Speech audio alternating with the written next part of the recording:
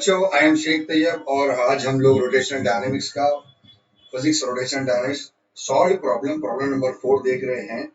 और मैं आपको प्रॉब्लम एक्सप्लेन करता हूँ। प्रॉब्लम समझते हैं क्या दिया हुआ है, क्या पूछा है, आओ देखते हैं। A merry-go-round usually consists of a central vertical pillar. At the top of these, there are horizontal rods which can rotate about vertical axis. बच्चों आप देख सकते हैं, ये देखो, ये वर्टिकल सेंट्रल पिलर है ये, ठीक है। और इसके ऊपर एक हॉरिजॉन्टल रॉड है जो कि इसके अराउंड रोटेट कर रहा है, ठीक है। At the end of this a horizontal rod, there is a vertical rod fitted like an elbow joint. और इस हॉरिजॉन्टल रॉड के ऊपर ये देखो, ये वर्टिकल रॉड है जो कि एल्बो जॉइंट से फिट है। यहाँ पे एल्बो जॉइंट है, ये एल्बो जॉइंट, यानी ये बेंड हो सकता है, ये बेंड होकर सीधा हो सकता है। जब ये रोटेशन में आएगा, ठीक है, तो ये इस तरह से इधर इधर घूम जाएगा। Okay. At the lower end of each vertical rod there is a horse on which the rider can sit. और बच्चों, इस एल्बो जॉइंट के बाद जो रॉड है, इसके ऊपर यहाँ पर देखो घोड़ा है, इसलिए इसके ऊपर बच्चे बैठ सकते हैं और ये झूला बन जाएगा, ठीक है। As the merry-go-round is set into rotation, जैसे जैसे ये झूला गोल गोल घूमना शुरू होगा, these vertical rod move away from the axle. तो ये वर्टिकल रॉड जो कि पहले यहाँ था, इधर ऐसा वर्टिकल पोजीशन पे था, वो इधर चला जाएगा, ठीक है, और ऐसा मूव हो जाएगा, ये एक्सल से दूर चला जाएगा, move away from the axle by making some angle with the vertical, और कुछ ना कुछ एंगल बढ़ाते हुए चला जाएगा। अब कितना एंगल बना रहा है नीचे कुछ दिया हुआ है डेटा में। The figure above shows vertical section of merry-go-round in which the initially vertical rod are inclined with the vertical. शुरू में ये रॉड तो भैया इधर था, ठीक है, बाद में क्या हुआ, at the 37 डिग्री ये बेंड हो गया ड्यूरिंग द रोटेशन, और जब ये झूला गोल गोल घूमना शुरू किया तो ये रॉड यहाँ से कितना बेंड हो गया, 37 डिग्री सेंटीग्रेड बेंड हो गया, यहाँ चला गया, ठीक है। Calculate the frequency of revolution on the merry go round, यानी आपको फ्रीक्वेंसी निकालना है, यानी कितनी स्पीड से ये घूम रहा है, ये वो हमको फाइंड आउट करना है। जी का वैल्यू दिया हुआ pi square and sine 37 degree का वैल्यू 0.6 दिया हुआ है। तो बच्चों सबसे पहले डेटा क्या क्या दिया हुआ है, हम डेटा निकालते हैं। ये देखो आप लोग, डेटा क्या क्या दिया हुआ आओ देखते हैं। कुछ डेटा डायग्राम में दिया हुआ है और कुछ डेटा यहाँ पर दिया हुआ है, हम उसको इसमें से ढूंढ के निकालना पड़ेगा। सबसे पहले length of horizontal rod is how much given, length of horizontal rod, ये देख सकते हैं, ये हॉरिजॉन्टल रॉड है, इसका लेंथ दिया हुआ है 2.1 मीटर, 2.1 मीटर। देन ये है वर्टिकल रॉड, ये दोनों साइड है ना, इधर भी है और इधर भी है, तो इस वर्टिकल रॉड का लेंथ कितना दिया, 1.5 मीटर। तो length of vertical rod which is equal to 1.5 metre.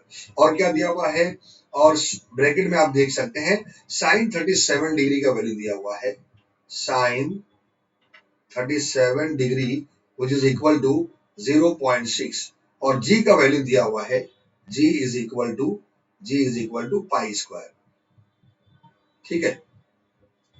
और बच्चों अभी हमको फाइंड आउट क्या करना है, हमको इसमें फाइंड आउट करना फ्रीक्वेंसी, और हाँ कितना एंगल ये बेंड हुआ है, ये वर्टिकल रॉड एक्सल से दूर कितना एंगल बेंड हो गया है, तो ये अभी हमको वैल्यू दिया हुआ theta is equal to, question में दिया है 37 डिग्री ये बेंड हो गया है। और मालूम क्या करना है, we have to calculate the frequency of rotation, यानी कितनी स्पीड से ये रॉड हॉरिजॉन्टल रॉड मूव कर रहा है, ये आपको फाइंड आउट करना है।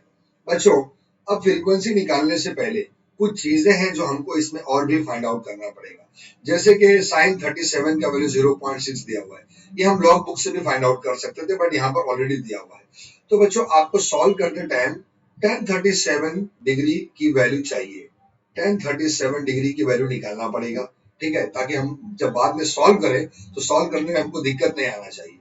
और ये देखो, ये r का वैल्यू मतलब ये 2.1 है, तो ये यहाँ से यहाँ तक 2.1 है, ठीक है, तो यहाँ से यहाँ तक का डिस्टेंस कितना है, ये डिस्टेंस भी हमको, यानी ये वाला डिस्टेंस हमको फाइंड आउट करना पड़ेगा, तब टोटल r का वैल्यू हमको मिलेगा।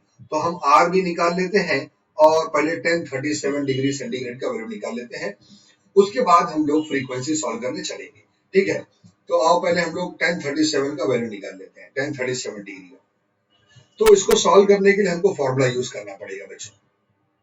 आपको मालूम है tan थीटा का फॉर्मूला है sin theta upon cos theta, ठीक है। तो ये देख सकते हैं आप लोग, tan theta which is equal to, basic formula है, basic trigonometric formula, sine theta upon cos theta. ठीक है, मैं यहाँ पर क्या कर रहा हूं आप देख सकते हैं, मैथमेटिकली मैं यहाँ पे कुछ चेंजेस कर रहा हूं फॉर्मूला जनरेट अरेंज करने के लिए। तो साइन थीटा अपॉन ये कॉस थीटा को रूट के अंडर ले लो, तो रूट लगाया तो ये हो जाएगा कॉस स्क्वायर थीटा, रूट भी लगाया स्क्वायर भी लगाया तो कभी भी रूट से बाहर आ सकता है। मैंने ऐसा क्यों किया, क्योंकि कॉस स्क्वायर थीटा का फॉर्मूला है 1 minus sine square theta. Therefore tan theta which is equal to, ये हो जाएगा बच्चों sine theta and upon under root cos square theta, क्या लिखूं मैं, कॉस स्क्वायर थीटा का formula 1 minus sine square theta. ठीक है, अब मैं इसको tan थीटा से इसको मैं tan 37 बना देता हूं। ठीक है, मैं इसको tan 37 बना देता हूं, तो ये क्या हो जाएगा देख सकते हैं आप लोग, tan 37 degree which is equal to, ये हो जाएगा sine 37, sine 37 degree divided by under root 1 minus sine square 37 degree, है ना। तो बच्चों यहाँ पर हमको डेटा में साइन 37 का वैल्यू कितना दिया हुआ था, 0.6 दिया हुआ था, तो मैं ये वैल्यू में पुट करता हूँ। साइन 37 का वैल्यू कितना है 0.6 upon under root 1 minus sine square 37 मतलब 0.6 का स्क्वायर, 0.6 का स्क्वायर हो गई। ठीक है, अब बच्चों आप देख सकते हैं 0.6 अपॉन अंडर रूट 1 माइनस 0.6 का स्क्वायर कितना होगा 0.36, 6 का स्क्वायर 36 होता है, तो 2 के बाद पॉइंट लगेगा तो 0.36 हो गया।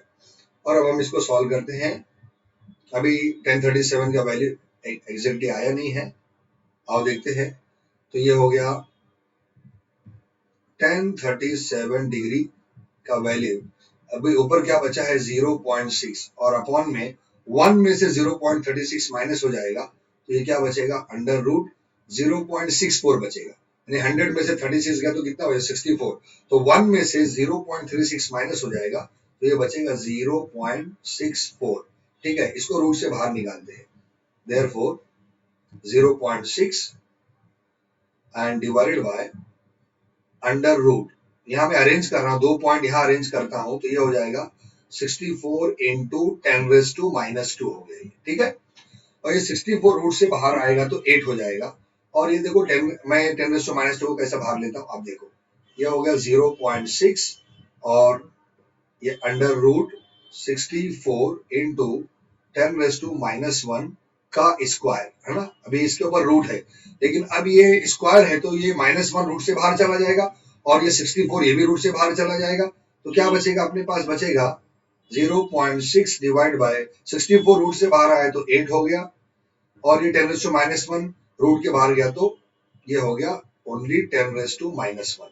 10⁻⁻1 को आप 8 में अरेंज कर दो तो ये क्या हो गया 0.6 और हो गया अपॉन में 0.8, दोनों का पॉइंट हट गया तो क्या बचेगा 6 डिवाइडेड बाय 8, है ना। इसको काट देते हैं, 2 तिया 6 और ये 2 चौक 8, मतलब अपने पास आया 3/4, यानी आपको 1037 का वैल्यू कितना मिल गया, 1037 का वैल्यू हमको मिल गया है 3/4 ये वैल्यू। ठीक है, ये बहुत इंपॉर्टेंट वैल्यू है बच्चों 1037, ये आप याद रखना 1037 डिग्री का वैल्यू मिल गया है 3/4। अभी जैसा कि आप जानते हैं कि हमको ये अपोजिट साइड का भी वैल्यू चाहिए, आप देखो ये अपोजिट साइड का वैल्यू हमको चाहिए प्रॉब्लम सॉल्व करने के लिए।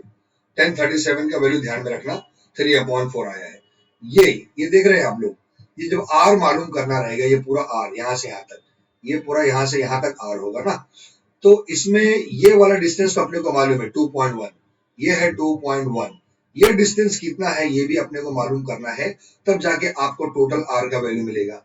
इसको फाइंड आउट करने के लिए हम यहाँ पर ट्रिग्नोमेट्रिक फॉर्मूला यूज करेंगे। ये देखो ये ट्राइंगल बन गया, ये ट्राइंगल बन गया, ये पूरा ट्राइंगल, ये देख रहे हैं ट्राइंगल, यहाँ पे हम ट्रिग्नोमेट्रिक फॉर्मूला यूज करते हैं, इसका नाम मैं दे दूं पी क्यू आर, में नाम दे दूं तो मैं लिख सकता हूँ in triangle PQR, I am going to use the trigonometric formula sin theta.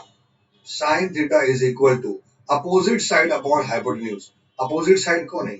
ये अपोजिट साइड क्यू आर, ठीक है, opposite side Q R divide by hypotenuse मतलब पी आर, पी आर का वैल्यू कितना 1.5, ये हो गया 1.5। तो ये अभी क्यू आर जब मुझे मिल जाएगा तो आर का वैल्यू एग्जैक्ट निकल जाएगा। Therefore Q R is equal to cross multiply करते हैं 1.5 और ये साइन थीटा मतलब साइन 37, एंगल तो 37 है ना, ठीक है, साइन 37 का वैल्यू कितना 0.6। तो बच्चों ये हो गया 1.5 इंटू साइन 37 मतलब 0.6 और जब आप इसको मल्टीप्लाई करेंगे 15×90 होता है, ठीक है। तो बच्चों और 2 के बाद पॉइंट लगेगा तो पॉइंट यहाँ लगेगा मतलब ये हो गया 0.9। आपको क्यू आर का वैल्यू, ये डिस्टेंस क्यू आर कितना आया है? क्यू आर का वैल्यू अपने को मिल गया है 0.9, ठीक है। सब मीटर में है तो ये भी डेफिनेटली मीटर में ही रहेगा। ओके, तो Q R is equal to 0.9 metre. लेकिन अभी कंप्लीट नहीं हुआ है, आपको क्यू आर ओनली खाली क्यू आर नहीं चाहिए, अपने को टोटल यहां से लेके यहां तक का डिस्टेंस पूरा आर का वैल्यू चाहिए। तो पूरे आर का वैल्यू कैसे मालूम पड़ेगा? इधर देखो, तो स्मॉल आर एग्जैक्टली इसमें ये वाला डिस्टेंस भी है 2.1 मीटर, ठीक है। तो ये हो जाएगा 2.1 और प्लस ये क्यू आर कितना आया है? ये 0.9 आया है, ठीक है। तो इसको ऐड कर देंगे 0.9, तो आपका आर का वैल्यू हो गया इट इज 3 मीटर, ठीक है। तो हमको आर का वैल्यू मिल गया 3 मीटर और 1037 का वैल्यू मिल गया 3/4। ये दोनों वैल्यू हमारे लिए वैल्यूएबल है और अब मैं फ्रीक्वेंसी सॉल्व करने के लिए मैं जा रहा हूँ, ठीक है। ओके, तो स्टार्ट करते हैं, फ्रीक्वेंसी सॉल्व करते हैं। बच्चों ये आर का वैल्यू अगर नहीं मालूम करेंगे और 1037 का वैल्यू मालूम नहीं करेंगे तो फिर हमको प्रॉब्लम होगी, बाद में फिर प्रॉब्लम होगी और फिर क्वेश्चन समझ में नहीं आएगा। जैसा कि आप जानते हैं, पहले मैं आपको यहाँ पर जो है एक्सप्लेन करता हूँ। अब देखो यहाँ पर, यहाँ इक्वेशन देखो, पेंडुलम का सिचुएशन हमने देखा था। पेंडुलम में क्या हुआ था? Upward force can be balanced bye downward force, यानी यहाँ पर जो ऑब्जेक्ट है, ये ऑब्जेक्ट, इस ऑब्जेक्ट में सबसे पहले कौन सा फोर्स होता है? mg in the downward direction. दूसरा फोर्स कौन सा होता है? टी कॉस थीटा, ये T cos theta, T cos theta, ठीक है। तो कभी भी रोटेशनल मोशन परफॉर्म करने के लिए, सर्कुलर मोशन होने के लिए ये कंडीशन है कि upward force can be balanced bye downward force. और बच्चों ये जो टेंशन टी है इसको हम दो कंपोनेंट में रिजॉल्व करते हैं ना, ये यहाँ पर टेंशन है टी कॉस थीटा और ये साइड कौन सा रहेगा? टी साइन थीटा, इस तरफ है T sine theta.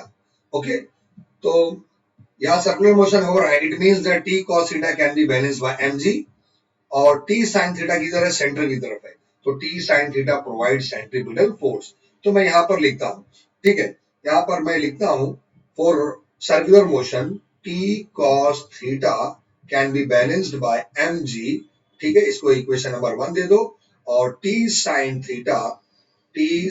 Theta provides centripetal force यानी mv²/r, ठीक है।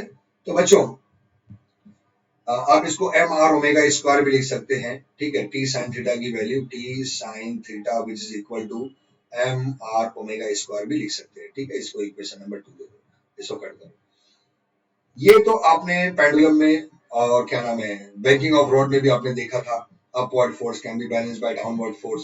और यहाँ पर जो है ये जो टी साइन थीटा है इट प्रोवाइड्स, ये चूंकि ये फोर्स सेंटर की तरफ है, यानी फाइनली अगर ये स्लो होगा झूला तो ये तो सेंटर की तरफ ही जाएगा ना, तो ये सेंटर की तरफ है तो कौन सा फोर्स हो गया? सेंट्रीपिटल फोर्स हो गया। अब यहाँ पर हम लोग ये थीटा के बदले क्या यूज करेंगे? 37 और प्रॉब्लम सॉल्व करेंगे। हम लोग फाइनली जो है फ्रीक्वेंसी सॉल्व करते हैं। जैसा कि आपने दो इंपॉर्टेंट वैल्यू हमने निकाल लिया है, कौन कौन सा वैल्यू? टी कॉस थीटा और टी साइन थीटा। तो बच्चों टी कॉस थीटा की वैल्यू क्या है अपने पास? टी कॉस थीटा, थीटा के बदले क्या लिखना है? 37, तो T cos 37, T cos theta can be balance bye क्या था? mg, है ना, ये था हमारा इक्वेशन नंबर 1। और T sine theta, T sine theta मतलब टी साइन 37, क्या फॉर्मूला था? T sine theta gives rise to centripetal force, तो ये हो जाएगा M R omega square, equation number 2। अब साइन अपॉन कॉस 10 होता तो equation number 2 divide by equation number 1 करना पड़ेगा। That's why equation number 2 divide by equation number 1, तो ये हो जाएगा T sin 37 divided by t cos 37 which is equal to mr omega square divided by mg. ठीक है, तो पहले t and t get cancel, m and m get cancel. sin 37 divided by cos 37 which is equal to, यह हो गया tan 37 which is equal to, यहाँ पर बचा है r omega square upon g. तो बच्चों देखो हमने tan 37 का वैल्यू पहले ही निकाल लिया. tan 37 का वैल्यू अपने को क्या आया है, इट इज 3 डिवाइडेड बाय 4. हमने r का भी वैल्यू निकाल के रखा है, r कितना मेरा 3 मीटर है ना, और ओमेगा का वैल्यू अपने को मालूम है, इट इज 2 पाई n. ठीक है, तो चूंकि फ्रीक्वेंसी चाहिए तो ओमेगा के फॉर्मूले में 2 पाई n, n is the frequency, तो ये आ गया 2 पाई n का स्क्वायर अपॉन g. ठीक है, अब ये देखो 3 and 3 get cancel. Okay, g का वैल्यू भी हमको दिया हुआ है, it is pi square. g का वैल्यू कितना दिया हुआ है, पाई स्क्वायर. तो अब ये वैल्यू पुट करते हैं, यहाँ पर बच गया है 1 अपॉन 4, 3 तो कट गया ना बच्चों, and which is equal to 2 का स्क्वायर क्या होगा, 2 का स्क्वायर होगा 4, पाई का स्क्वायर हो जाएगा pi square, and it is N square, and divided by G का वैल्यू कितना दिया हुआ है, डेटा में दिया हुआ है हमको ब्रैकेट में पाई स्क्वायर दिया हुआ है जी का वैल्यू. तो पाई स्क्वायर गेट कैंसर, 4 को नीचे लेके आ जाओ तो ये हो जाएगा 1 अपॉन 4 4 जा 16 which is equal to N square. ठीक है, therefore n is equal to how much, n is equal to 1 upon 4. और बच्चों 1 upon 4 का वैल्यू अपने को मालूम है, 1 divided by 4 how much it is, 0.25. ठीक है, revolution per second. So this is the value of frequency, revolution per second. Okay, तो ये हमने निकाल लिया, frequency of revolution is how much, 0.25. तो बच्चों आप देख रहे हैं कि कुछ चीजें जो हमने ऑलरेडी पहले मालूम करके रखे हैं, 1037 का वैल्यू 3 अपॉन 4, आर का वैल्यू 3. ठीक है, इसके लिए फिर ये प्रॉब्लम इजी हो जाएगा, अदरवाइज जो है फिर ये प्रॉब्लम सॉल्व करने में टेंशन आ जाएगा. ठीक है, स्टॉप करते हैं, गुड बाय.